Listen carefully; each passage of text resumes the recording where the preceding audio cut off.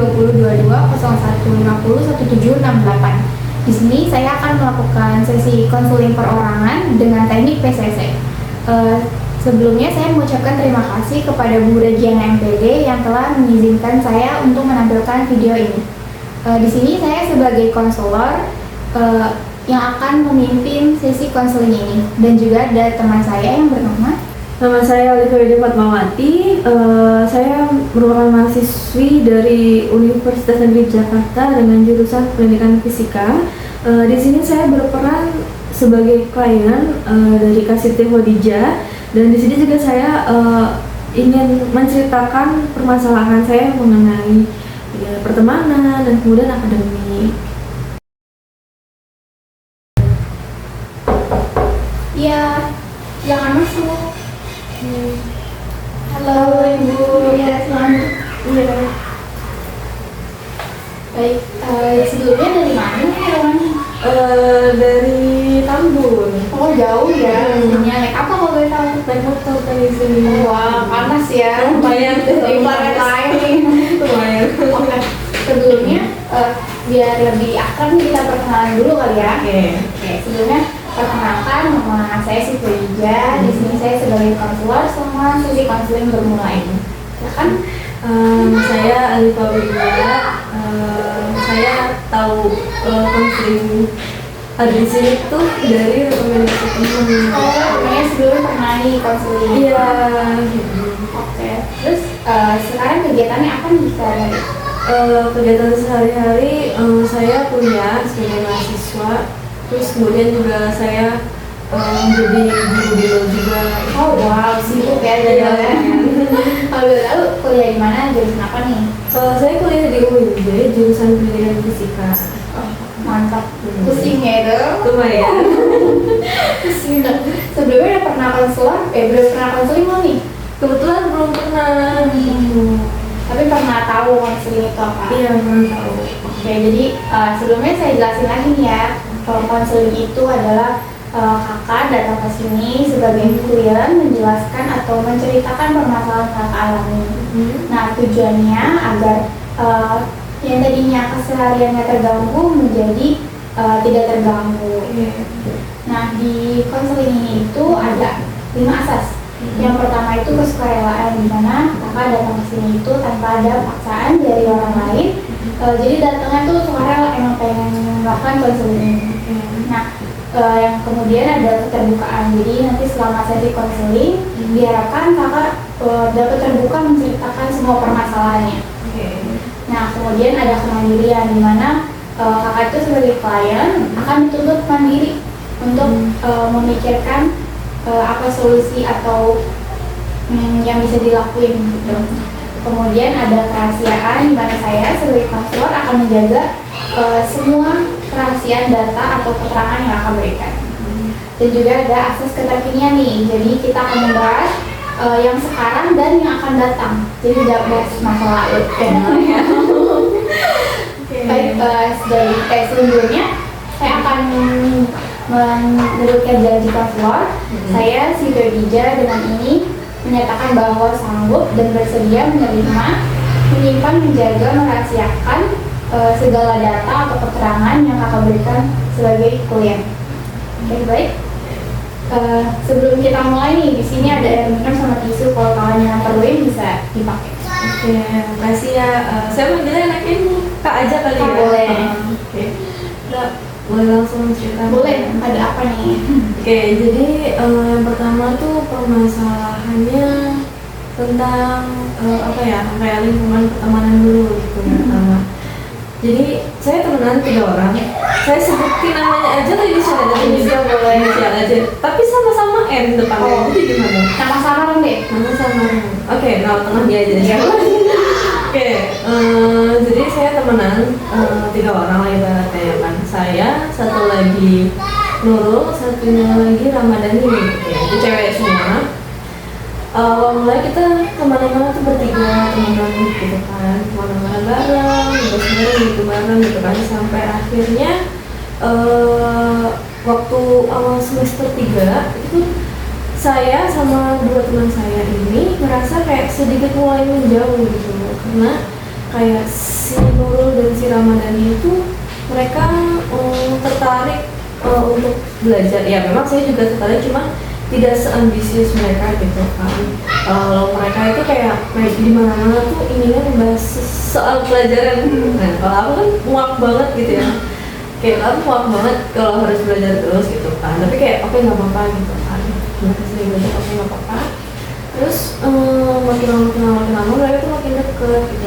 Biasanya tuh kita kalau ada apa-apa tuh kayak di kelas tuh bahas bertiga gitu kan. Tapi karena mungkin mereka berdua lebih ambis gitu kan, jadi kayak mereka membahasnya tuh selalu berdua terus gitu loh. Jadi kayak posisi duduknya biasa kalau bertiga tuh, kalau misalkan si Nurul, si Ramadhani, ini aku gitu kan, ini saya.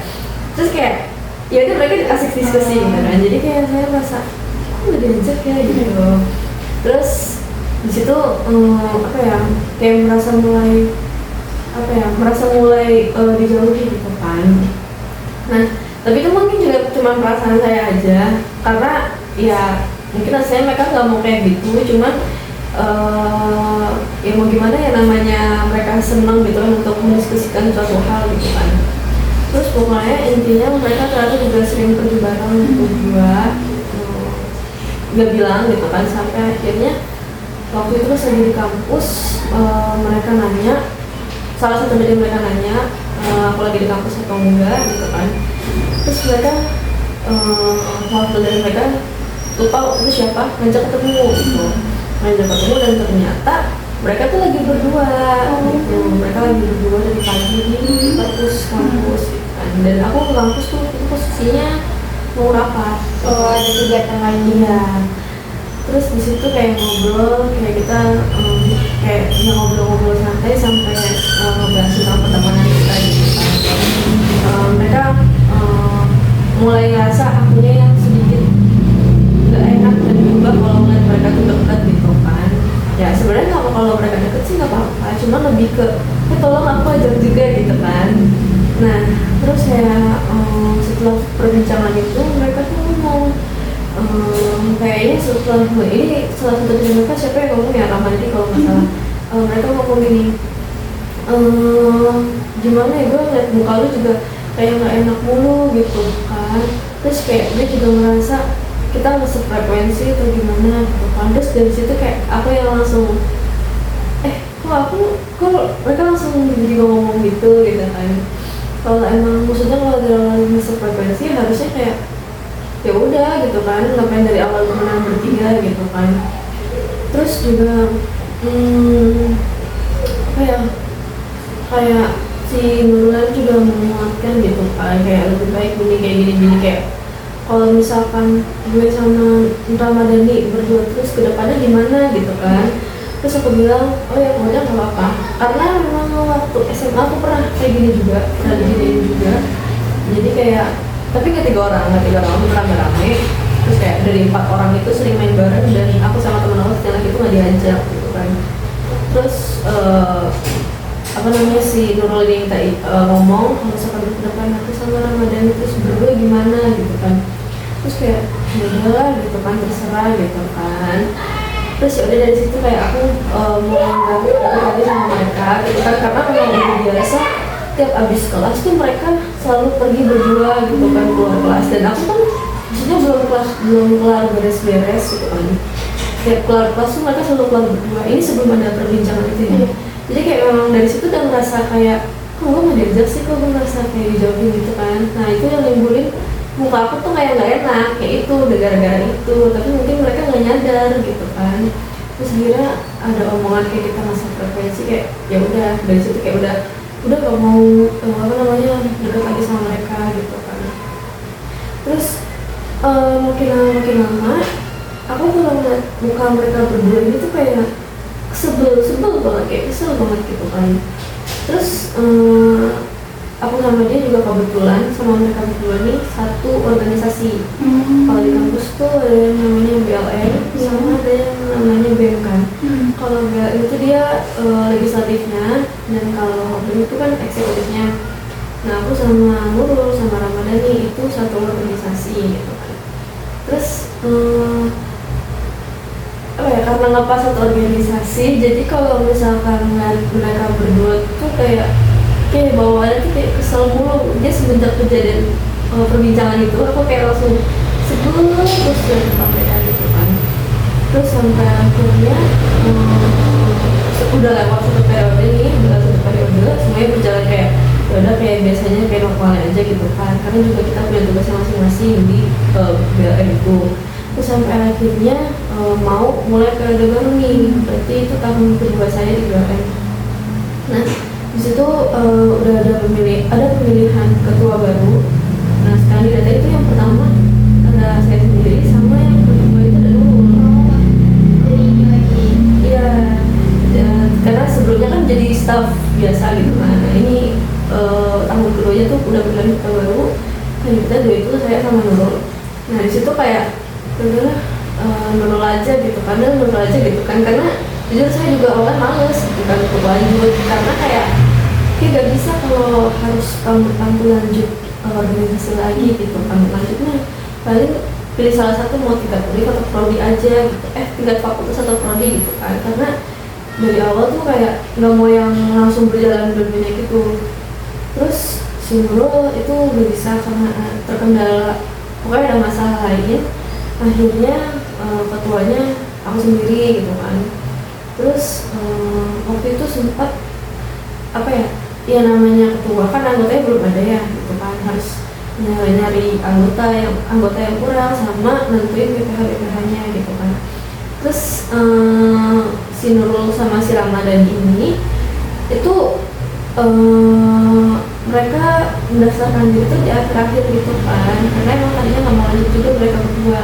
Terus mereka daftar lanjut, terus singkat cerita intinya mereka si Nurul jadi BPH, tapi si Ramadan nggak jadi BPH, dia staff biasa.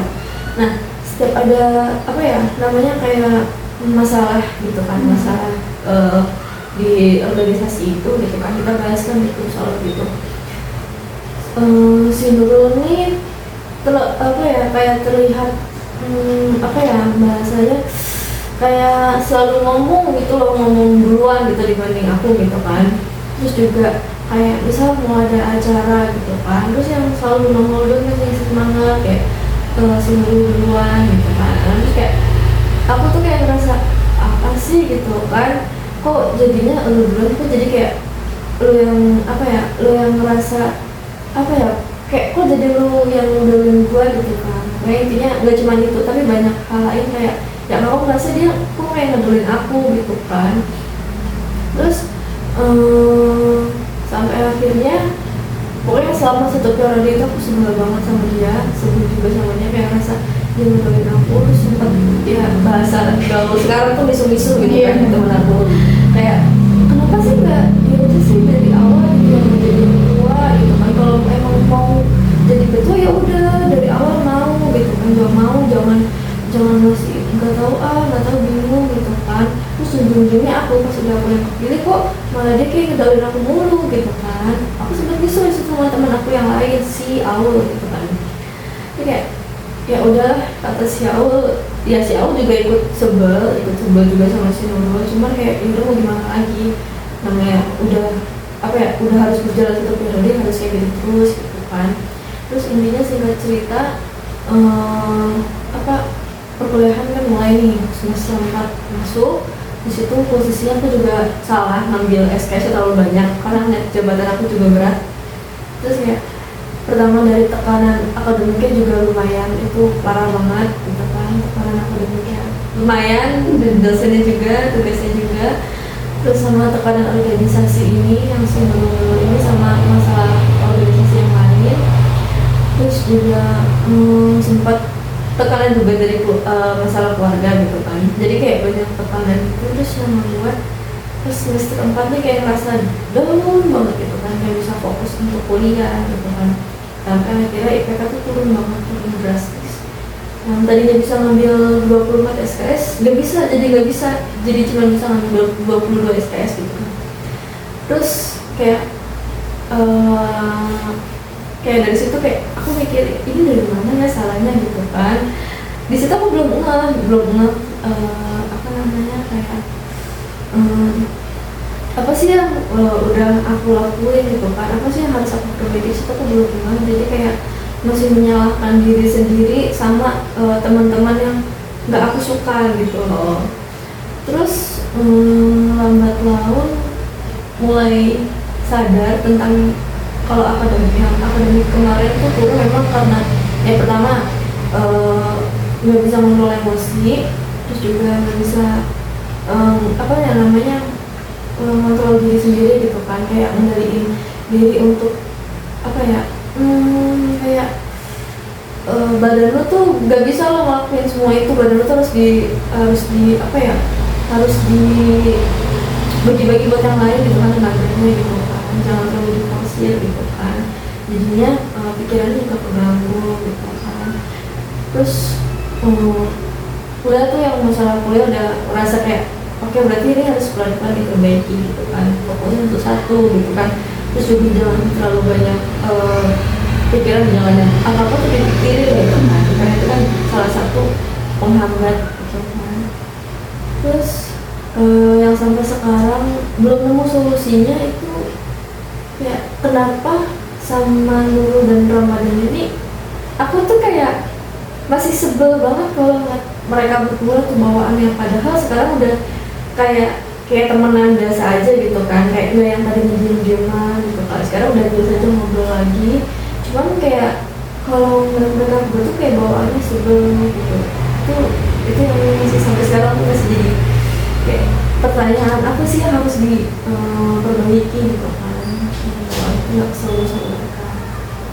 Baik, tadi yang udah diceritain panjang nih, Kakak Alifa udah sadar beberapa kesalahan yang udah dilakuin, mulai dari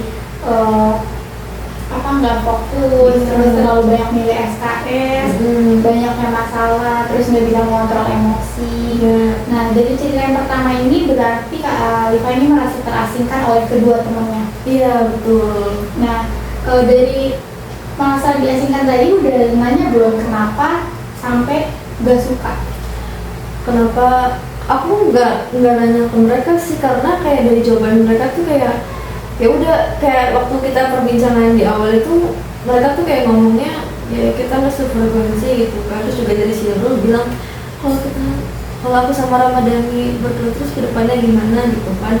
Nah, jadi kayak kalimat yang aku tangkap tuh ya udah, berarti emang mereka maunya berdua terus gitu kan. Dan kalau aku nyoba untuk masuk, aku nggak bakal bisa karena ya udah terlalu jauh sama mereka gitu.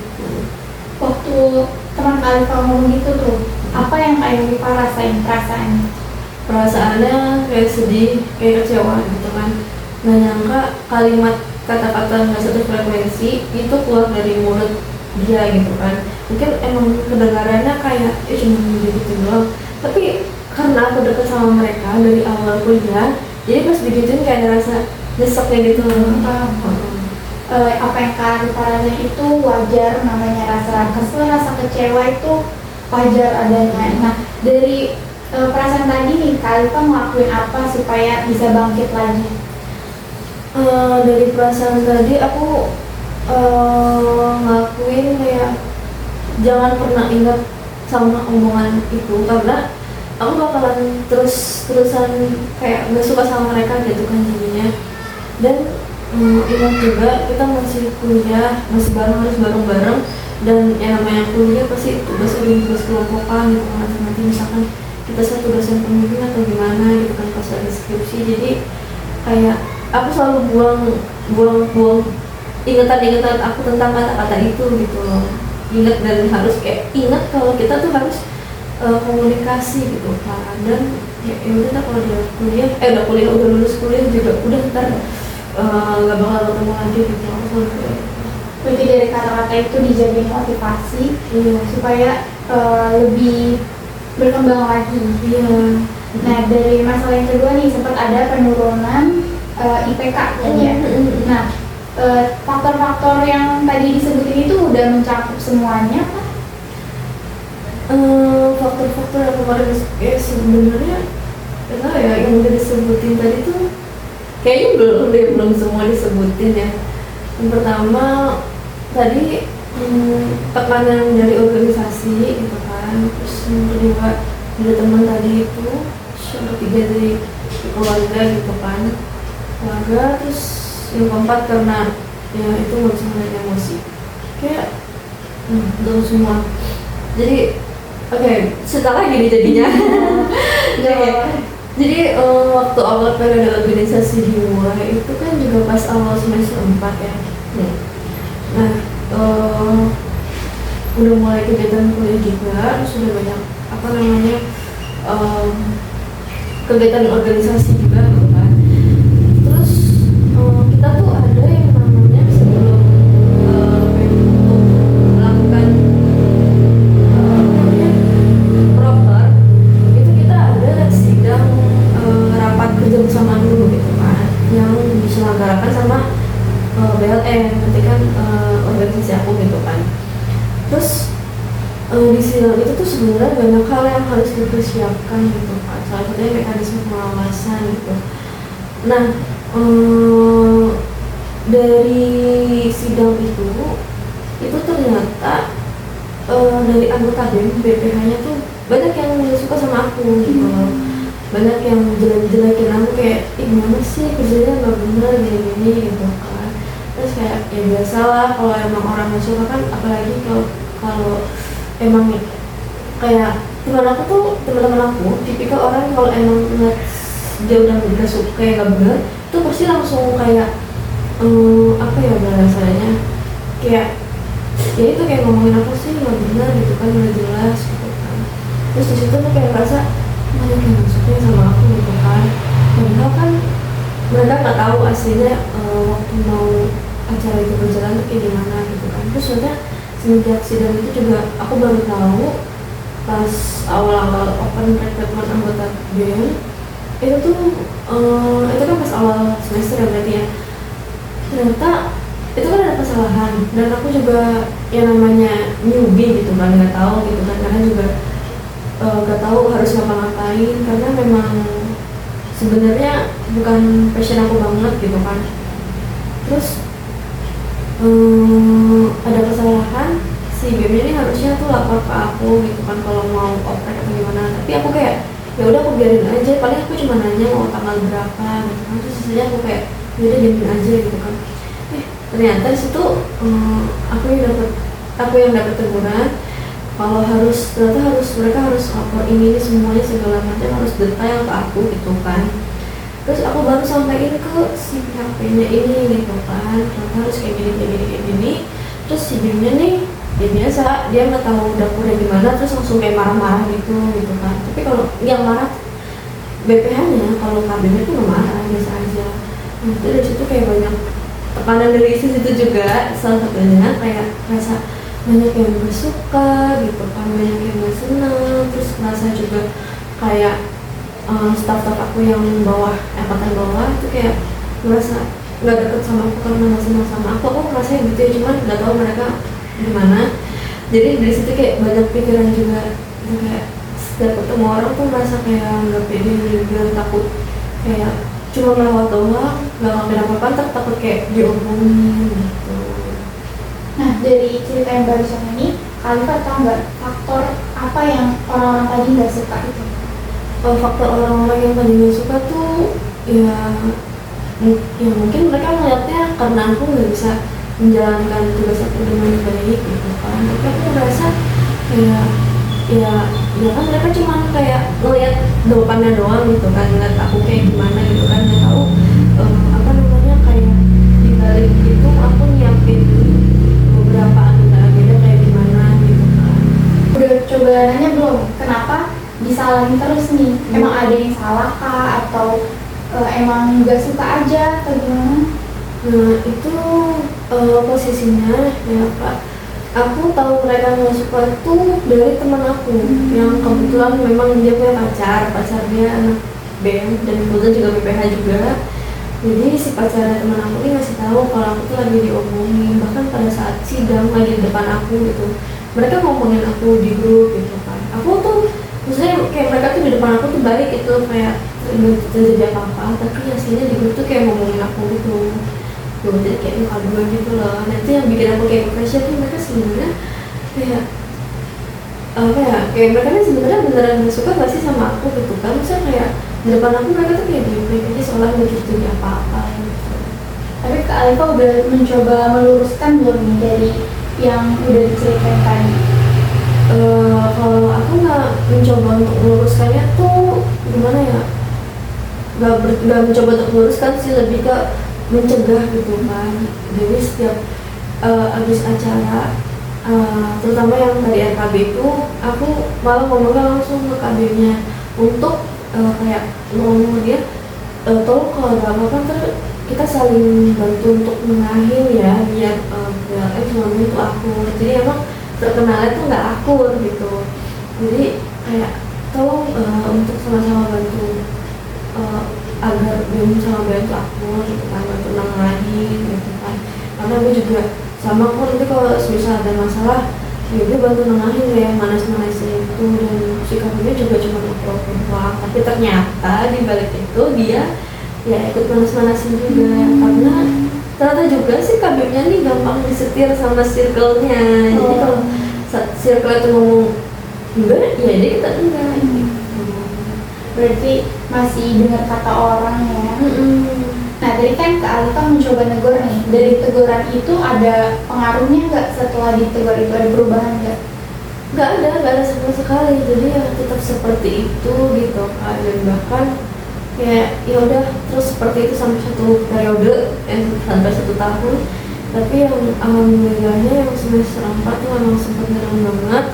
Terus karena udah terbiasa gitu kan dengan berbagai hal kayak gitu, jadi kayak ya udah di semester 5 bisa bisa balik lagi seperti dulu, seperti normal gitu kan, nggak yang waktu semester 4 yang udah banget itu. Terus juga ngerasa kayak anggap aja ini ujian buat aku gitu loh, karena aku sempat cerita juga sama teman SMP aku kan, karena aku dulu gak tahu ada konseling di sini nih gitu. Terus ya aku sempat cerita sama teman SMP aku yang emang dia kerja semua, yang kuliah tuh aku doang. Dan itu kayak mereka tuh kok cerita, lu kalau di dunia kerja lebih kejam dari ini gitu, karena nggak kerja ini latihan, pas lu kuliah ini latihan mental lu buat lu kerja, nanti pas udah kerja lebih parah lagi daripada ini. Jadi kayak aku menurutnya oke, ini ujian buat aku, nih latihan buat aku biar mental aku lebih kuat. Berarti sempat cerita ke teman dan dapat masukan juga ya? Iya. Nah dari yang udah dijalani semester 4 ini nih, pas masuk semester 5 apa yang Kak Alifa rubah biar nggak terulang di semester 4 kemarin? Yang pertama itu cara aku ngatur waktunya, itu nomor 1 ya, karena cara aku gimana ngatur waktu untuk kerjain tugas, untuk organisasi, untuk rapat, mungkin gitu kan. Terus yang kedua, emosi juga itu paling penting, karena jangan sampai kita nggak bisa kayak kontrol emosi kita gitu, yang ada malah kayak takutnya aku kelepasan dan malah jadinya orang tuh tambah benci sama aku gitu kan. Terus yang ketiga, mencoba untuk bodo amatan sama omongan orang, karena ternyata memang gak semua hal harus kita dengerin dan gak semua hal harus kita pikirin gitu kan. Jadi kayak kalau memang orang gak suka ya udah gak suka aja gitu kan, dan belum tentu juga mereka bisa ada di posisi kita gitu. Yang udah Kak Alifa lakuin itu udah bagus banget, mulai dari manajemen waktu itu sangat penting, apalagi di perkuliahan, dunia kerja, dimanapun itu penting banget. Terus regulasi emosi tadi itu bagus banget yang udah dilakuin, hal yang paling tepat dilakuin, karena regulasi emosi itu susah banget. Iya betul. Nah terus tadi apa? Yang terakhir tuh tadi untuk mencoba bodo amatan sama omongan orang, karena kayak nggak semua orang tuh bisa ada di posisi kita gitu kan, dan kita juga kayak ya udah gitu loh, kayak ya udah biarin aja yang udah lalu biar lalu. Benar. Dan terakhir itu nggak peduli apa yang orang omongin selagi kita benar ya kan. Jadi terus aja jalan, ikutin apa yang harus dilakuin tadi sesuai dengan aturannya. Iya. Ada lagi Kak yang mau ceritain? Ya mungkin baru itu aja kali ya Kak. Nah dari sepanjang sesi konseling ini apa yang mau dilakuin setelah konseling? Setelah konseling ini mungkin yang pertama aku bakal nyoba untuk enggak mikirin semuanya tuh negatif gitu kan. Kayak contohnya tadi ke teman aku kayak penelusuran Ramadan ini, kalau emang aku masih nggak senang atau mereka merasa gimana, kayak bener kata Kak Siti tadi, kayak mending aku tanyain dulu ke mereka gitu kan, kayak kenapa mereka kayak gini gitu kan, apa yang ada yang salah dari aku gitu kan. Jadi nggak mencoba untuk mikirin semuanya sendiri dan akhirnya malah jadi negative thinking gitu. Baik, jadi selama sesi konseling ini awal ceritanya itu dari permasalahan teman ya, dari Iya. satu frekuensi yang akhirnya menyebar ke masalah organisasi dan berakibat juga ke nilai di semester itu. Iya. Tapi untungnya Kalifa udah sadar semua itu dan memperbaikinya di semester selanjutnya, di semester 5. Nah, di semester 5 ini nilainya aman kan nih? Alhamdulillah aman banget, melonjak drastis. Alhamdulillah. Iya. Selama sesi konselor ini perasaan Kalifa 1 sampai 5 itu berapa? Misalnya kalau 1 itu ya udah nggak ada perubahan, kalau 5 itu lebih tenang, lebih udah puas sih udah ngeluarin semua gitu. 5. 5. Karena beneran kayak udah tenang, udah lega gitu kan. Karena mau bingung, mau cerita sama teman SMP pun kayak teman SMP nggak ngerti tentang anak kuliah gimana gitu kan. Karena kalau anak kerjaan tuh kayak ya udah mereka kerja dan kalau udah pulang udah mau kerja lagi gitu kan. Beda sama anak kuliah kan. Kayak apa ya, kayak mau cerita sama teman gitu kan. Teman kuliah juga nggak bisa kan, ingat kata-kata tembok kampus tuh berbicara gitu ya. Jadi kalau mau ngomongin mereka ya pasti mereka bisa dengar gitu. Kayak contohnya tadi ada yang ngomongin aku, tapi aku bisa dengar gitu kan, tanpa aku harus nyari tahu gitu. Baik, mungkin sesi konselingnya kita cukupin di sini kali ya karena udah 30 menit. Mungkin kalau nanti perlu konseling lanjutan kita jadwalin kembali. Oke. Terima kasih Kalifa. Ya, terima kasih juga Kak Siti.